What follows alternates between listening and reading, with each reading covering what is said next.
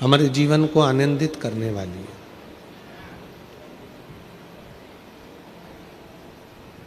ध्यान रखें कि ये शिव महापुराण की कथा, ये भगवान की पवित्र कथा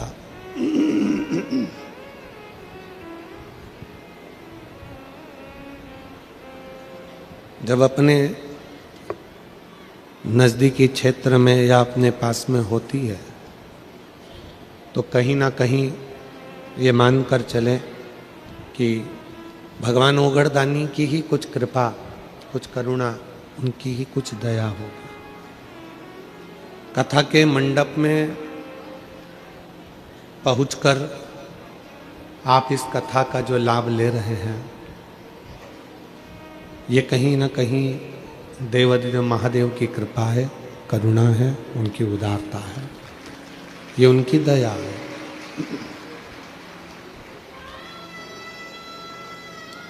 और तेरी कृपा बिना न हिले एक भी अणु, लेते हैं श्वास तेरी कृपा से तनु तनु। बखान क्या करूं मैं लाखों के ढेर का, कपटी भभूत में खजाना कुबेर का। गंगधार मुक्ति द्वार ओंकार तू, बोले ओंकार तू। आयो शरण तिहारी शंभु तार तार तू। ठंड का ये समय है,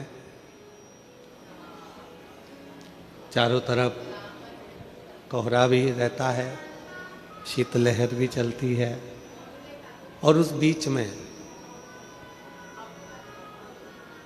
ठंड को भी ना देखते हुए, शीतलहर को भी ना देखते हुए आप इतने भारी संख्या में यहाँ खुले मैदान में बैठे हो, ये शिव की कृपा है, ये भगवान देवाधिदेव महादेव की कृपा है।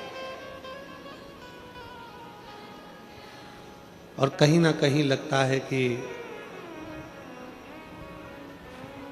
आप सब मेरे देवाधिदेव महादेव के जरूर पूर्व में रिश्तेदार रहे होंगे, इसलिए बाबा ने आपको यहाँ पर बिठाया है। शादियों का सीजन भी चल रहा है, खूब शादियां हो रही हैं, लोग अपने अपने रिश्तेदारों के यहाँ जा रहे हैं, आप भी अपने रिश्तेदार के यहाँ आए हो, यही तो शिव की कृपा है।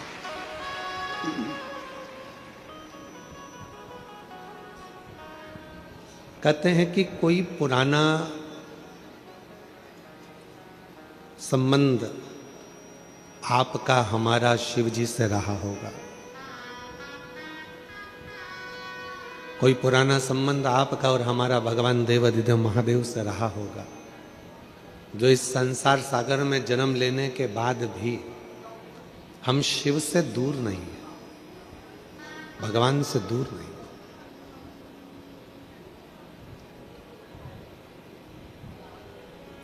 अच्छे लोग मिल जाएं आपको, कोई अच्छी बातें आपसे करें, अच्छा व्यवहार करें, अच्छे लोगों का संग आपको मिल जाए, तो समझ लेना कि आप जरूर पूर्व में पहले अगले जन्म में स्वर्ग में निवास करते थे, इसलिए आपको सब अच्छे,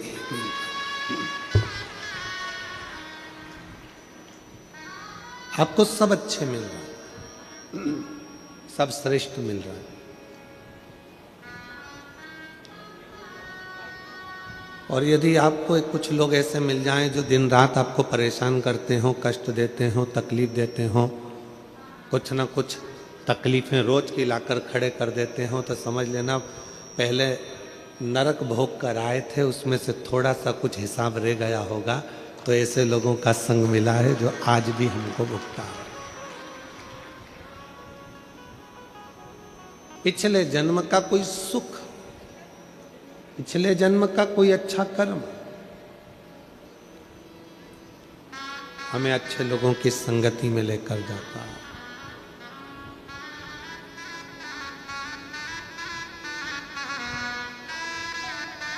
बहुत अच्छे लोगों से मिलना हो जाए, बहुत अच्छे लोगों का संग मिल जाए तो समझ लेना कि पूर्व का कोई सुख, पूर्व का कोई क्रम अच्छा रहा हो। और यहाँ जन्म लेने के बाद, मृत्यु लोक में जन्म लेने के बाद, मनुष्य देह धारण करने के बाद भी अगर कष्ट भोग रहे हो, मानव देह धारण करने के बाद भी अगर कष्ट मिल रहा है तो समझ लो कि पूर्व का कोई लेन देन रह गया होगा।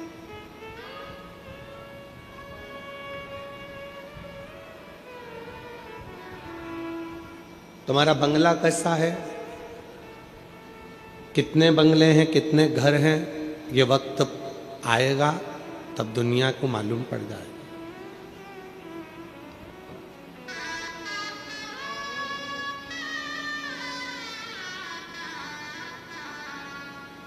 तुम्हारे पास में कितनी दौलत है ये वक्त बता देगा। तुम्हारे पास में कितनी संपदा है ये वक्त बता देगा। पर तुम्हारी उम्र कितनी है, कितने समय तुम जिंदा रहोगे, ये दुनिया में कोई नहीं बता सकता। किसी की सामर्थ्यता नहीं है कि कोई आपका वक्त बता दे कि तू कल मरेगा, कि परसों मरेगा, कि नरसों मरेगा, कि आज मरेगा, कि 2 घंटे में मरेगा, कि 5 घंटे में मरेगा। ये किसी की सामर्थ्यता नहीं बताने की।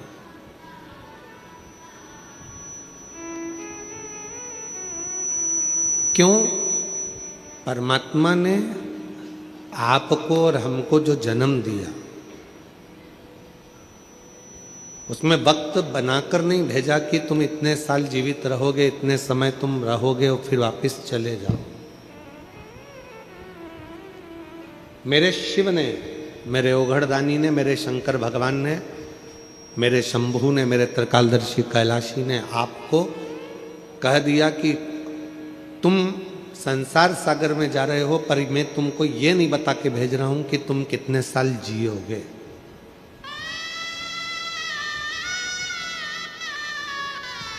मैं तुमको ये बताकर नहीं भेज रहा हूं कि तुम कितने साल जीवित रहोगे, कितने साल रहो पाओगे, पर इतना जरूर कहकर जा रहा हूं। भगवान शिव ने कहा कि मैं तुझे संसार सागर में भेज रहा हूं, तुझे बताकर नहीं भेज रहा कि तू कितने साल जीवित रहेगा, कितने साल अच्छा रहेगा, पर इतना जरूर कह रहा हूं कि तू जितने साल भी संसार में रहे, अगर तू मेरा नाम लेता रहेगा तो फिर अगला जन्म तेरा पृथ्वी पर नहीं होगा और तू मेरे धाम में निवास करेगा। जैसे एक अच्छा पढ़ने वाला बालक, एक अच्छी एजुकेशन करने वाला स्टूडेंट, बच्चा खूब पढ़े,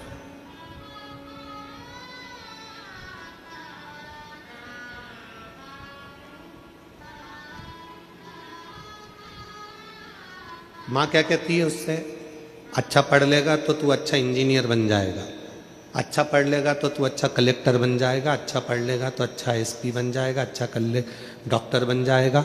पढ़ाई कर, खूब विद्या अध्ययन कर, खूब शिक्षा पर ध्यान दो, खूब पढ़ो।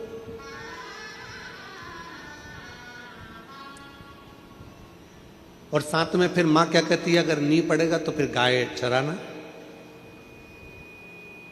नहीं पढ़ेगा तो फिर जो दुकान धंधा पानी है वो संभालना। तो बच्चे को माँ दोनों चीजें बता रही है कि अच्छा पढ़ाई कर तो तू डॉक्टर बन सकता है, अच्छी पढ़ाई कर तो इंजीनियर बन सकता है, अच्छी पढ़ाई कर तो तू collector, SP, DSP, IG, commissioner सब कुछ बन सकता। और नहीं पढ़ेगा तो फिर तो कुछ नहीं कर सकता। पिता जो काम कर रहे हैं, दुकान छोटी सी कर रहे हैं, वही दुकान तुझे करना। मेहनत कर रहे हैं, वैसी मेहनत तुझे करना। उसी तरह दो बातें, जैसे माँ अपने बच्चे से कहती है कि तू पढ़ेगा, अच्छी एजुकेशन करेगा, अच्छी शिक्षा अध्ययन करेगा तो तू बहुत ऊपर तक जाए, बहुत उन्नति की सीढ़ी पर चढ़ जाए। नहीं पढ़ेगा तो ये प्रॉब्लम तेरी जिंदगी में आकर खड़ी हो जाएगी। उसी तरह ये भगवान शिव की कथा भी कह रही है।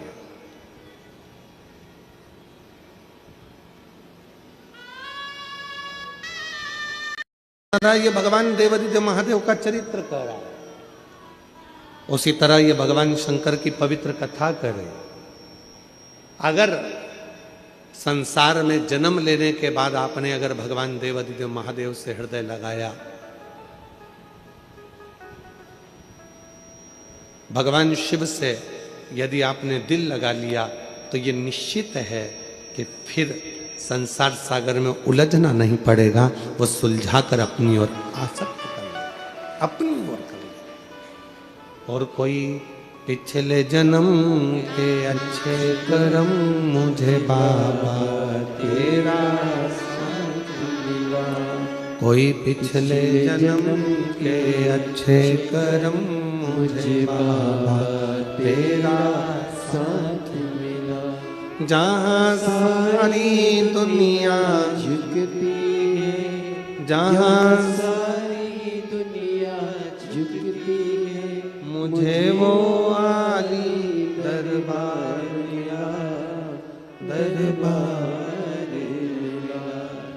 कोई पिछले जन्म के अच्छे कर्म मुझे बाबा तेरा साथ मिला, कोई पिछले जन्म के अच्छे कर्म मुझे बाबा तेरा साथ मिला, कोई पिछले जन्म के अच्छे कर्म मुझे बाबा तेरा साथ मिला, कोई पिछले जन्म के अच्छे कर्म मुझे बाबा तेरा साथ मिला। कोई पूर्व का अच्छा कर्म होगा, कोई पिछले जन्म का। ये जितने यजमान परिवार यहाँ बैठे हैं, श्रीमती सरोज रिगरी जी, भूपेंद्र रिगरी जी, सरपंच नकपुरा के ओमेश्वर यादव जी हैं, सरपंच संघ महाध्यक्ष श्रीमती प्रेमलता यादव जी हैं, श्रीमती जूही संजय चौबे जी हैं, संयोजका प्रिया साहू जी हैं नकपुरा से।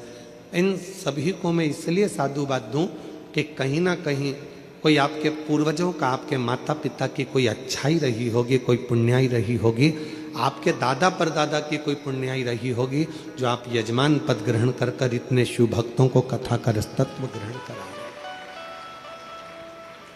ये कोई पुण्याई है, ये कोई पूर्व का किया हुआ अच्छा भाव हमारे जीवन में रहा होगा, जो आप और हम इस पवित्र शिव महापुराण की कथा का लाभ ले रहे हैं।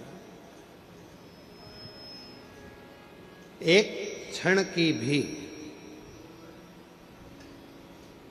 यदि शिव महापुराण की कथा हमने हमारी जिंदगी में उतारी है तो उसका फल जरूर मिलता है, उसका लाभ जरूर मिलता है। और जिस भाव से आप श्रवण करने के लिए बैठे हो, सबका अपना अपना एक उद्देश्य है कथा को सुनने का।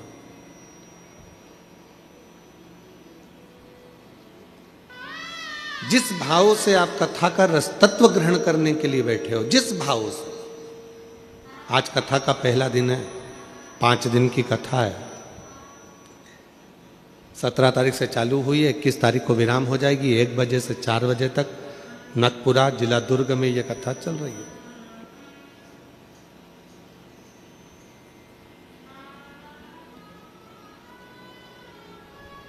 जिस भाव से आप श्रवण करने के लिए बैठे हो,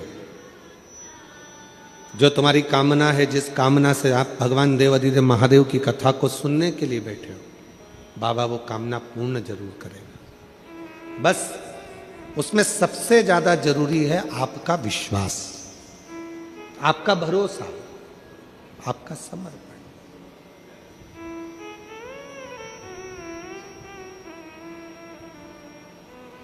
कितने भरोसे के साथ, कितने विश्वास के साथ भगवान देवादिदेव महादेव का भजन कर रहे हो, ये आप पे निर्भर करता है।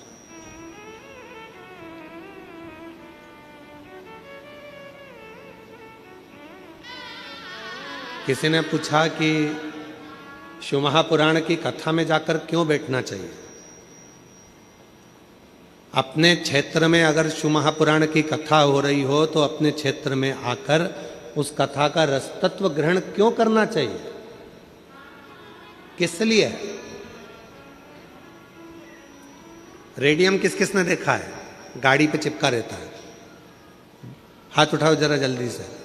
सबने देखा है रेडियम गाड़ी पे चिपका रहता है। ऐसे रेडियम नहीं चमकता, पर जैसे ही थोड़ा सा भी प्रकाश उस रेडियम पर पड़ा और वो रेडियम जम के बोलो चमकता। रेडियम ऐसे नहीं चमकेगा, रेडियम पर प्रकाश पड़ा और वो रेडियम चमका। रेडियम पर थोड़ा सा प्रकाश आया और वो रेडियम चमका। रेडियम ऐसे चमकने वाला नहीं।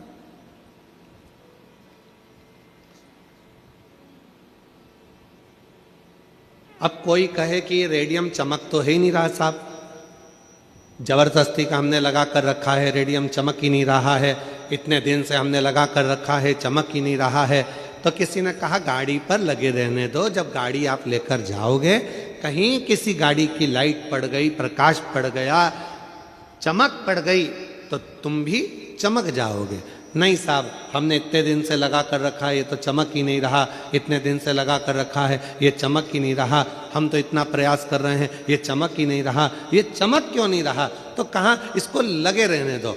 कई लोग कहते हैं हम कथा में जाकर क्यों बैठें, शिव महापुराण की कथा क्यों सुने, हम मंदिर में जाकर एक लोटा जल क्यों चढ़ाएं, हम शंकर जी के मंदिर क्यों जाएं, हम शिवालय में क्यों जाएं, हम शंकर के देवालय क्यों जाएं, हम शंकर जी के मंदिर में इतने समय से जल चढ़ा रहे हैं, हम शिव जी के मंदिर में 3 महीने से जल चढ़ा रहे हैं, हम शंकर जी की कथा इतने समय से सुन रहे हैं, हम भगवान शंकर की कथा इतने दिनों से धारण कर रहे हैं, क्यों फिर भी हमारा भाग्य नहीं चमक रहा? ध्यान देना, शिव महापुराण की कथा पंडाल में जाकर जब आप सुनते हो, समझ लो कि पंडाल की रज, भूमि की मिट्टी जब आपके शरीर से लगती है, समझ लेना कि रेडियम आप पर चिपक गया और एक ना एक दिन फिर शंकर की चमक आपको चमका कर ही रहती है। शिव की चमक चमका कर रहेगी। एक पत्र है, अच्छा है।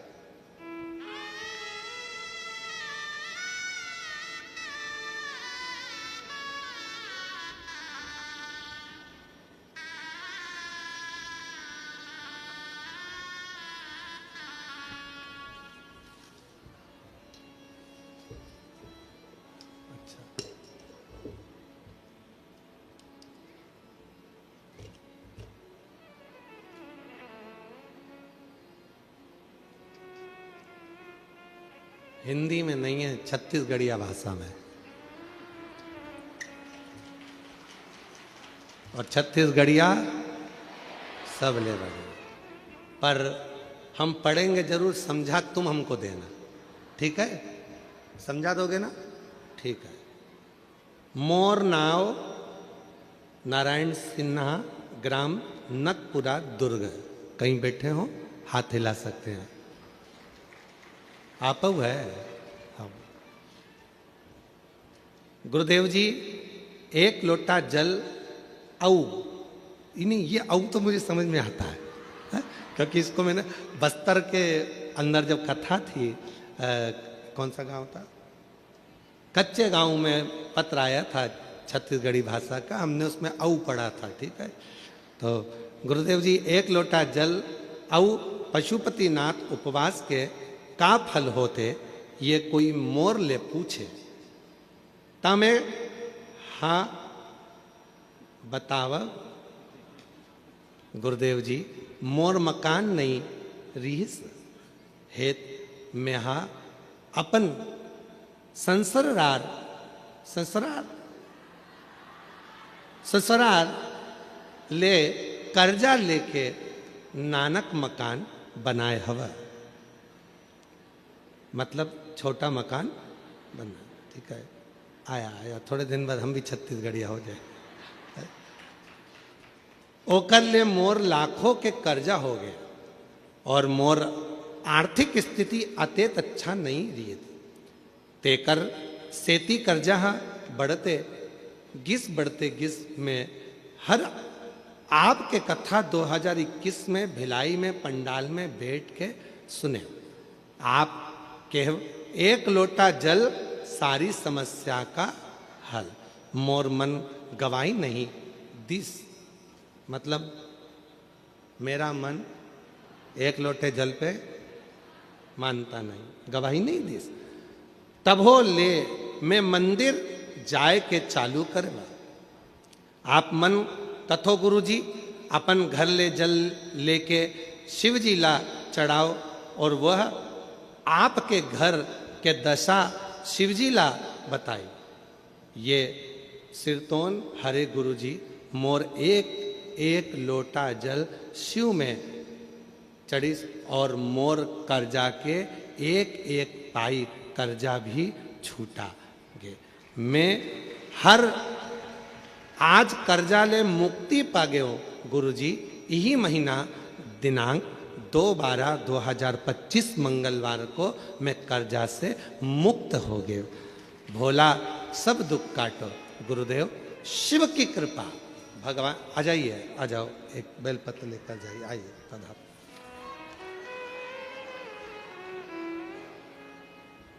अब अभी कथा क्या चल रही थी कि रेडियम लगा है, चमकेगा कब? बोलो चमके जब उस पे प्रकाश पड़ेगा। आप कथा सुनते रहो, सुनते रहो, सुनते रहो, शिव जी पे एक लोटा जल चढ़ाते रहो, चढ़ाते रहो, चढ़ाते रहो। जब ये रेडियम तुम्हारे शरीर से चिपक गया है, शिव की कथा तुमसे लग गई है, शिव पुराण की मिट्टी जब तुम्हारे शरीर से चिपक गई है, तो एक ना एक दिन शंकर का प्रकाश पड़ेगा और तुम चमकोगे जरूर, ये निश्चित चमकोगे।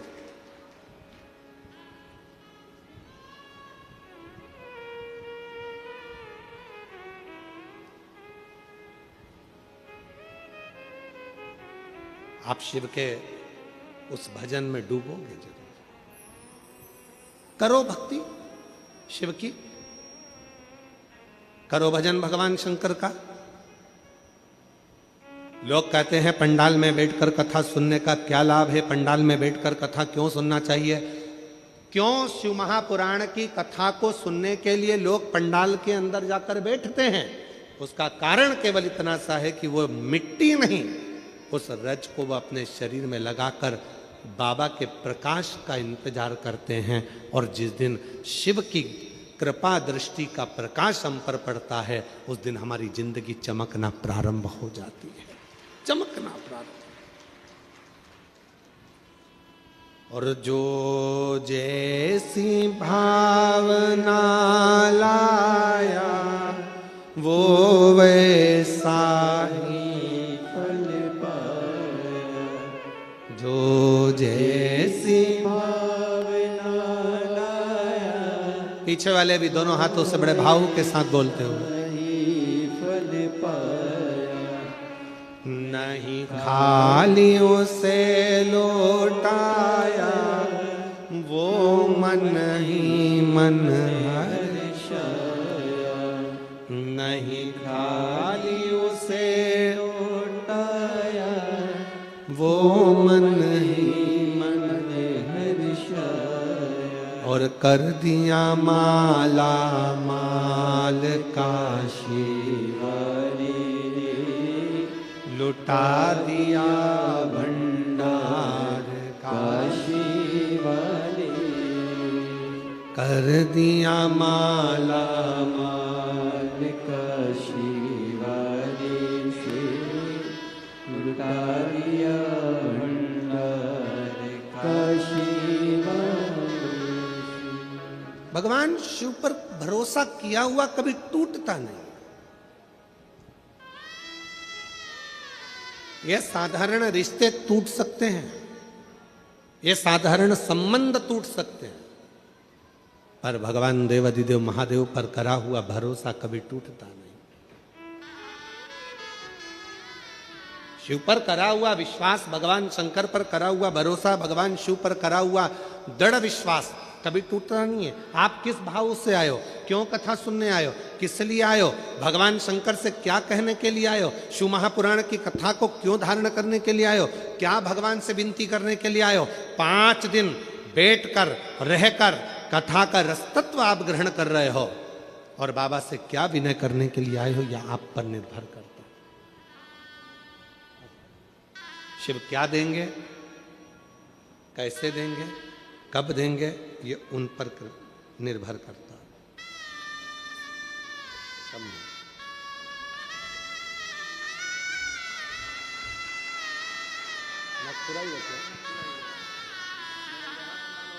अरे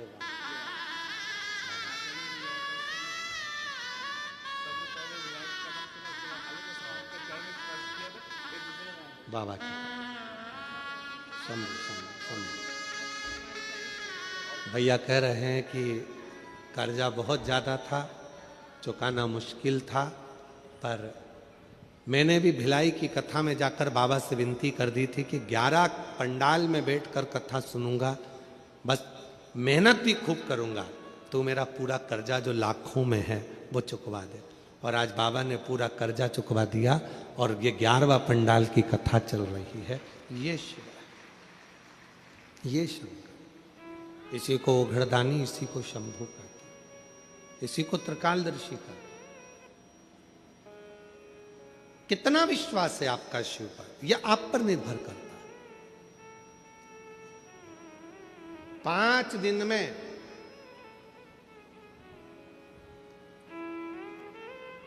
हमें भगवान शिव को पहचानना है और भगवान शंकर से अपने मन की बात कहना, और कुछ भी नहीं।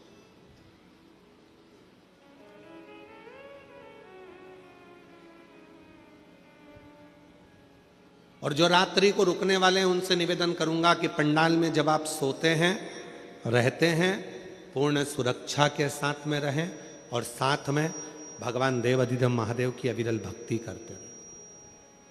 अविरल भक्ति,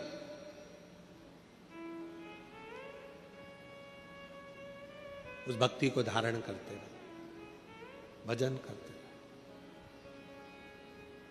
जितनी देर रहो यहां उतनी देर आपके मुख से श्री शिवाय नमस्तुभ्यं, श्री शिवाय नमस्तुभ्यं, श्री शिवाय नमस्तुभ्यं, श्री शिवाय नमस्तुभ्यं। आप भगवत भजन में लीन रहो। आए हो बाबा के दरवाजे पर भगवान से प्रार्थना करने के लिए, ऐसा कोई स्थान मत छोड़ो जिस स्थान पर बैठकर हम भगवत नाम ना लें।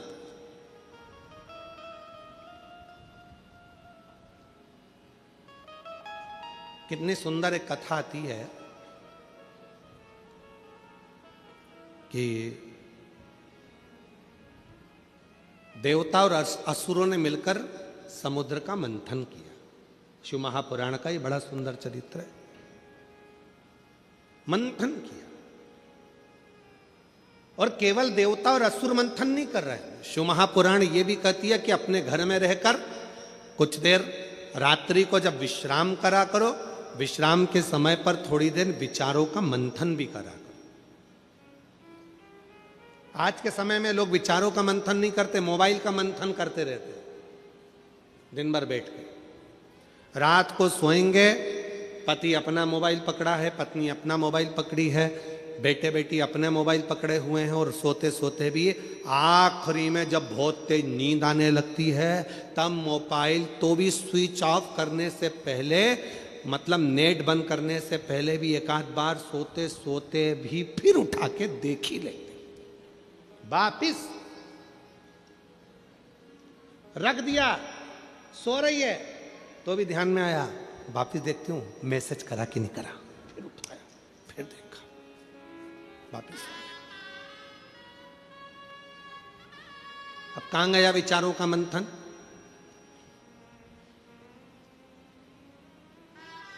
और कितना विचित्र समय चल रहा है, थोड़ा अंदाजा लगाइएगा। कितना विचित्र समय चल रहा है, जरा अंदाजा लगाइएगा आज का समय कितना विचित्र है। एक भाई बहन यदि अपना फोटो स्टेटस पे लगाते हैं तो उनको लिखना पड़ता है माय सिस्टर, मेरी बहन।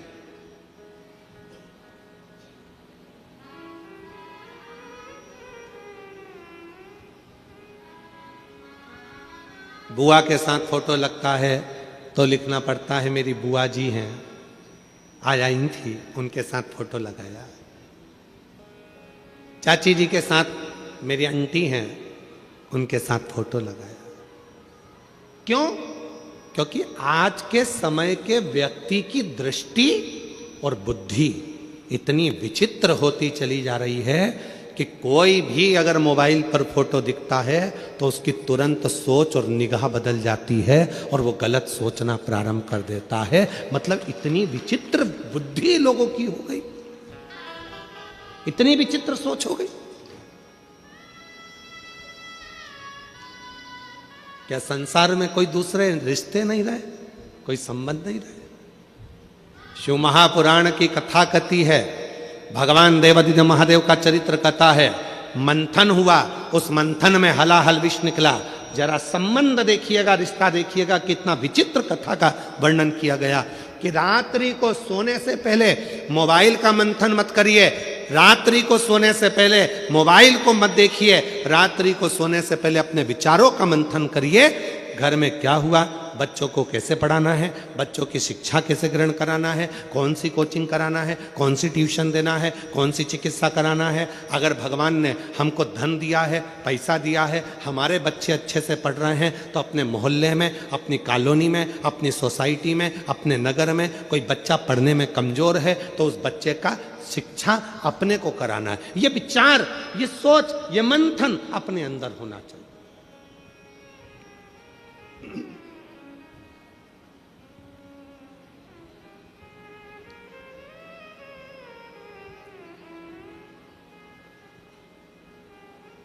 और हमने पहले भी कहा, आज फिर कहते हैं, 1 रुपए का दान किसी को मत दो, अठन्नी भी किसी को मत दो, अपने पास रखो। कहां लगाना? अपने पड़ोस में, अपने मोहल्ले में। कोई बच्चा पढ़ना चाहता है, उसको शिक्षा की जरूरत है और वो पढ़ना चाहता है पर उसके पास में पैसा नहीं है, उस बच्चे की शिक्षा में लगाना प्रारंभ करो। तुम्हारे बेटे की तरह वो भी एक दिन तुम्हारा नाम रोशन करेगा। आप 1 रुपया किसी को मत दीजिए, मत दान करो, मत दो किसी को। तुम्हारे मोहल्ले में, तुम्हारी कॉलोनी में, तुम्हारी सोसाइटी में, तुम्हारे पड़ोस में कोई बीमार पड़ा है, उसके पास में चिकित्सा का पैसा नहीं है, प्रयास करो कि तुम्हारे थोड़े से पैसे से उसका स्वास्थ्य ठीक हो जाए, उसको अच्छी चिकित्सा मिल जाए। भगवान ने यदि आपको लायक बनाया है, भगवान ने अगर आपको गाड़ी का मालिक बनाया है, भगवान ने यदि तुमको गाड़ी दी है, मालिक बनाया है, और मोहल्ले में, पड़ोस में अगर कोई एकदम बीमार पड़ गया, सूचना मिली भैया मेरा बेटा बीमार है, ऑटो नहीं मिल रहा, गाड़ी नहीं मिल रही, भगवान को धन्यवाद देना, आज तूने मेरी गाड़ी को सफल कर दिया, किसी के काम तो आ रही है, किसी की जिंदगी तो संवार रही है।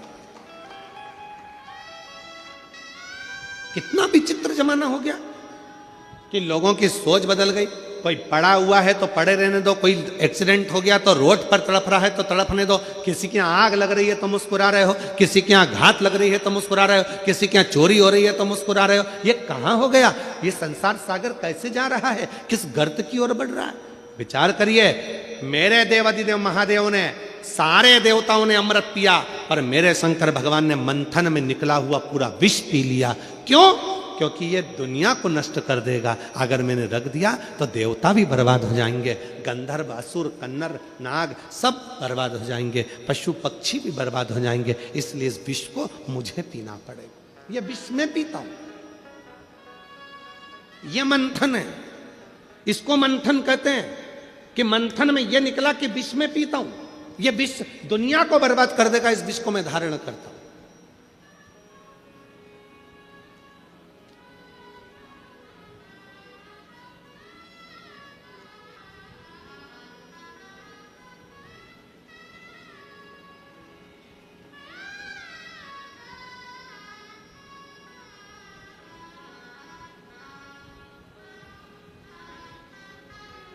यदि बस्तर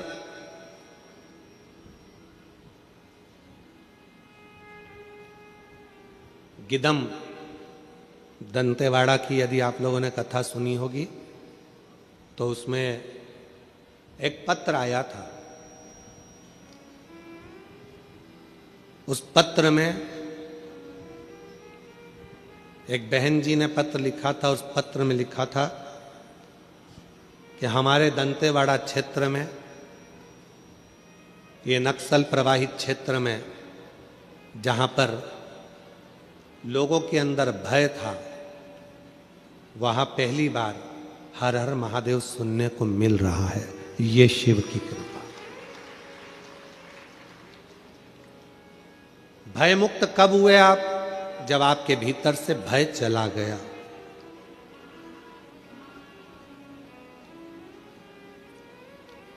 एक पत्र है, अच्छा है, देखिए।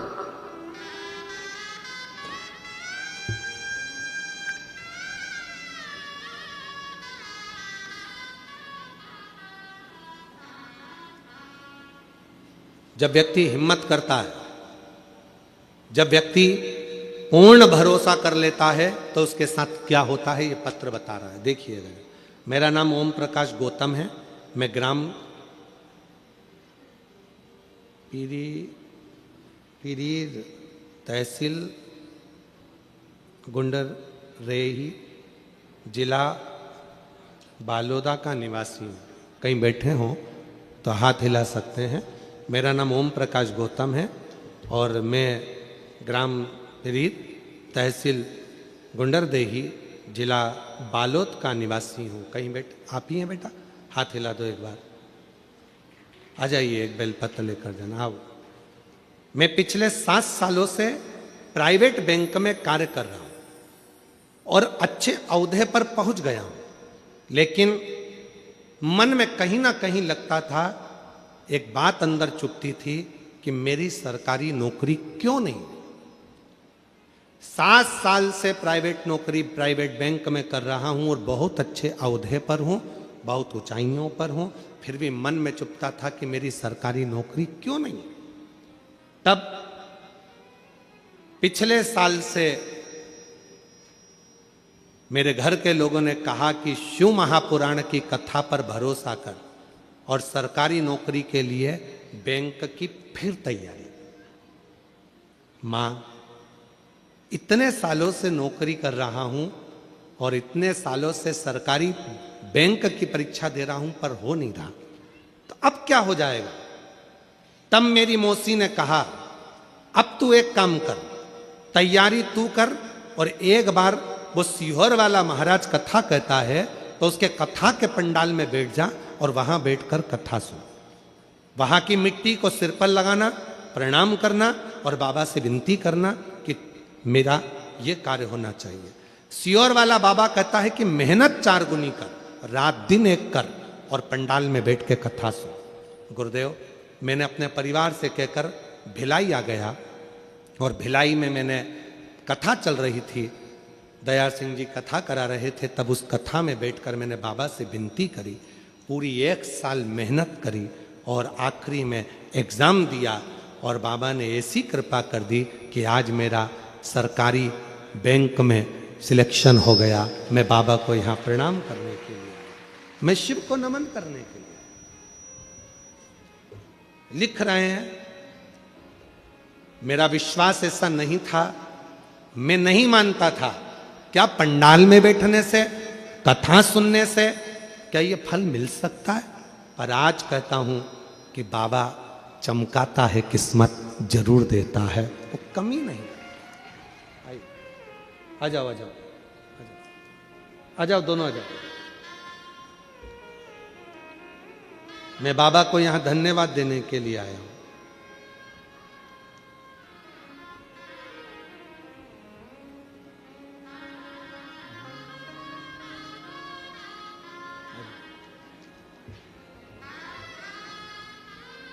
समूह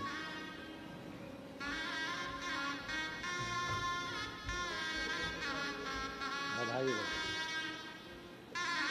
और भी उन्नति करो, खूब अच्छी मेहनत करते रहो। अच्छा, बेटा कह रहा है एक सरकारी नौकरी का रिजल्ट तो आ गया, एक रिजल्ट और आने वाला है उससे भी ऊंची पोस्ट का, और कह रहा है कि विश्वास है उसमें भी सफलता हासिल कर लूंगा, ये भरोसा। और ऐसे दयालु नाथ से रिश्ता बनाइए, बोलो ऐसे दयालु नाथ से रिश्ता बनाइए, ऐसे दयालु नाथ से रिश्ता बनाइए, ऐसे दयालु नाथ से सब बोलिए रिश्ता बनाइए, मिलता रहेगा आपको, मिलता रहेगा आपको, जो कुछ भी चाहिए मिलता रहेगा आपको, जो कुछ भी चाहिए मांगा है भोलेनाथ से वरदान एक ही, मांगा है भोलेनाथ से वरदान एक ही, मांगा है भोलेनाथ से वरदान एक ही, तेरी दया बनी रहे जब तक है जिंदगी, तेरी कृपा बनी रहे जब तक है जिंदगी। से एक संबंध जोड़िए, एक संबंध। गिदम दंतेवाड़ा बस्तर की कथा में कहा था, शिव महापुराण की कथा में वही जाता है जिसको शिव बुलाता है और जिसकी झोली खुशियों से भरने वाला होता है, उसी को बुलाता ही नहीं है। तुम दुनिया का सारा प्रयास कर लो, मेरा भोले बाबा तुम्हें कथा में नहीं बुलाएगा।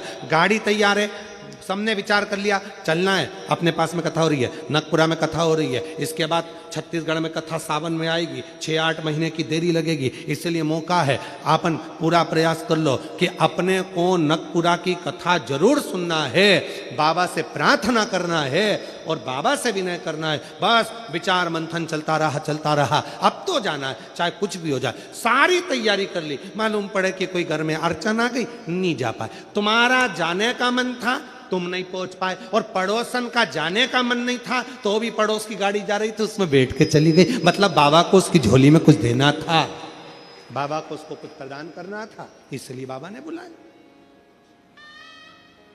क्यों बुलाता?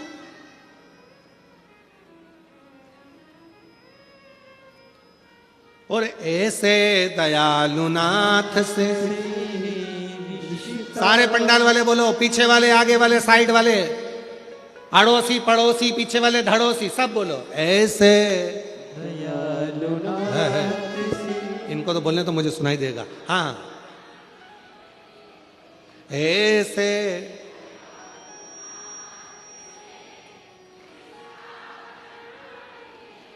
बहुत बढ़िया, अच्छी आवाज है, बाबा की कृपा है।